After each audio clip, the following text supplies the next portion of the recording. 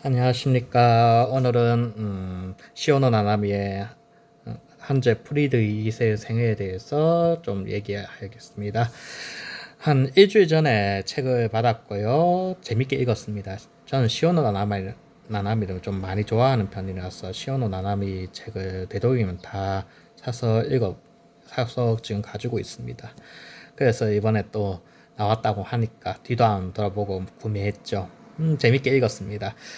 제가 요즘에 이제 나이가 들고 사회 활동을 하면서 점점 책 읽는 시간이 줄어들어요. 그게 좀 안타까워요. 그게 어쩔 수 없다는 느낌도 있지만 책을 읽는다는 건 큰 즐거움이거든요.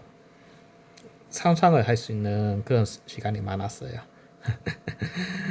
어쨌든 시오노 나나미에 대해서 말이 많긴 많은데 저는 시오노 나나미를 좀 좋게 평가합니다. 시오노 나나미가 분명히 역사에 대해서 잘못 서술한 건 많아요.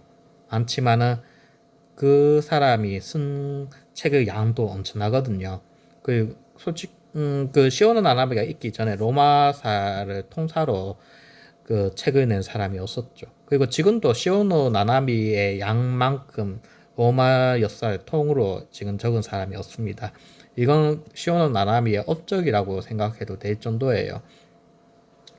그 양도 반대할 뿐만 아니라 각각 인물에 대해서 자신의 평가를 많이 내었죠. 물론 거기에서 왜곡이 있습니다. 왜곡이 있기 때문에 조금 생각을 하면서 읽어야 되죠. 그건 뭐 근데 그래도 생각을 한다 하더라도 저는 괜찮다고 봅니다. 왜냐 역사라는 게 완벽하게 서술한 사람은 없습니다. 계속 상황이 바뀌고 그때 그때마다 좀 다른 거예요. 역사가 조금 작가의 상상력이 들어갈 수밖에 없는 그런 게 많거든요. 그게 아무리 역사학이라는 거로 하더라도 작가의 상상력은 항상 들어갑니다. 하지만 그렇다고 역사 왜곡이 생기면 안 되죠. 그런 거는 사실 시오노 나나미가 잘못됐고요. 그런 면에서 조금 시오노 나나미는 어떻게 보면 현실주의자가 절대 아닙니다. 자기가 보고 싶은 역사만 보고 싶은 사람만 보기 때문이죠. 자, 한제 프리드 2세의 생애 같은 경우에도 그런 책입니다. 오로지 이거는 시오노 나나미가 한제 프리드 2세에 대해서 좋아하기 때문에 그 2세에 배려됐기 때문에 그리고 프리드 2세의 애인이 되고 싶다는 느낌 그런 느낌으로 이 책을 서술했는 것 같습니다. 한제 프리드 2세는 최초의 르네상스인이라고 해도 될 정도이죠. 사람이죠. 근대인이라고도 하는 사람도 있지만은 솔직히 근대인이라기보다는 르네상스인이라고 보는 게 나을 겁니다. 조금 법치를 주장하였고 중세의 종교에서 벗어나는 그런 면이 보이죠. 신분 그러니까 종교에서 벗어났지만 신분 제도에서 벗어났다는 느낌은 그렇게 많이 안 들고요. 정말 좀 자유로운 사람입니다. 브이드 2세는 진짜 자신의 전신적으로 좀 자유로운 그러면서 자신의 세상을 좀 조금 버친 종교와 관계없는 그런 자신의 왕국을 만들려고 합니다. 근데 조금 제가 보기에는 프리드 2세 같은 경우에는 이제 신성 로마 제국의 한제이자 시칠리아 왕국의 왕이거든요.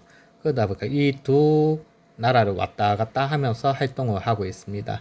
그 과정에서 조금 희생된 자신의 가족도 있죠. 그 프리드 2세 장남 같은 경우에는 진짜 희생되었다고밖에 말은 할 수 없죠. 그리고 그의 개혁 같은 경우에는 신선 로마 제국 즉 독일 쪽에서는 전혀 이루어지지 않습니다. 오로지 시칠리아 왕국을 중심으로 이루어졌고요. 그리고 그 개혁이 중세 시대에 올바르게 작동되었다고도 하기 힘듭니다. 그가 중세 시대에서 벗어나고자 노력하였지만 그는 중세인입니다. 그 시대 자체도 중세 시대고요. 거기에서 벗어날 수가 없죠.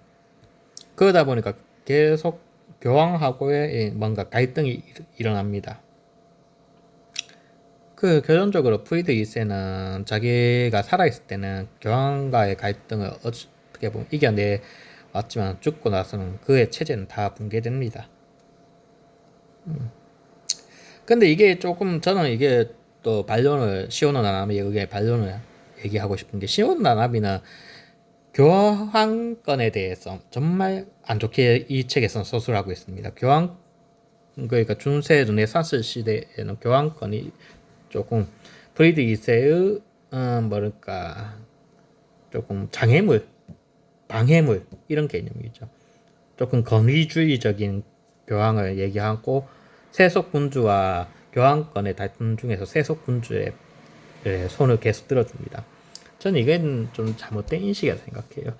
르네상스 시기에서 솔직히 교황권이 가지고 있는 많은 장점이 있습니다. 그 조금 가톨릭 교회도 많은 역할을 하고요. 중세 시기의 암흑에서 어떻게 보면 한 가지 촛불은 가톨릭이었다고 생각해도 될 겁니다. 근데 그걸 조금 무시하고 있습니다. 물론 조금 이제 시기 넘어가서 가톨릭에도 문제가 생기기 했지만 그 중세인들이 왜 가톨릭 신학에 못 매었는지는 그거를 정확하게 알려주고 있지 않아요. 또한 조금 프리드 2세 같은 경우에는 어떻게 보면은 너무 매력적인 남자를 바라보는 시오노 나나미에 조금 뽀사시가 조금 뭐라고 해야 할까 화장빨 아니면 포토샵 그런 게 있는 것 같습니다. 그 사람이 그렇게 뛰어난 인물인가에 대해서는 좀 반론의 여지가 있을 수밖에 없죠. 근데 그걸 면시하면서 이 책을 읽는다면 좋은 책인 것 같습니다. 왜냐하면 이 책을 읽기 전까지 프리드 2세가 어떤 사람인지 조금 알 수 있는 자료가 우리나라에 많지 않습니다. 그게 제일 큰 이유예요. 자료가 많지 않다는 건 인기가 없었다는 거죠. 인기가 없다 보니까 이런 책 한 개 가지고도 많은 자료를 얻을 수 있습니다. 그건 어쩔 수 없어요. 일반인은 많은 연구자 같은 경우에는 외국 책을 사가지고 읽겠죠. 근데 외국 책을 사서 읽을 사람이 몇 명 되겠습니까? 그런 면에서 보면은 이 중세 교황권과 한제권의 다툼을 그린 이 한제 프리드 2세의 생애는 충분히 읽을 만한 책입니다. 당시에 대해서 좀 중세 시대 이탈리아를 중심으로 한제와 교황 간의 다툼에 대해서 섬세하게 선수했다고 볼 수 있기 때문이죠.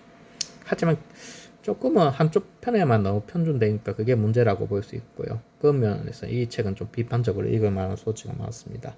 어쨌든 한번 이탈리아 역사나 독일 역사에 대해서 조금 관심이 있으신 분은 읽을만 합니다. 특히 시오노 나나미를 좋아하시는 분은 꼭 읽어야 돼요. 어쩔 수 없어요.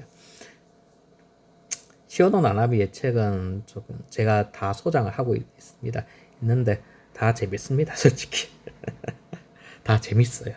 그게 시오노 나나미의 책의 제일 큰 장점입니다. 뭐 그거에 대해서 뭐 제국주의적이다 뭐 어쩌다 얘기하는 사람 많지만 어쩌겠어요. 재밌는데 그래도 비판적으로 읽기는 해야 된다고 생각합니다. 이상입니다. 오늘도 즐거운 독서 시간이 됐으면 좋겠습니다.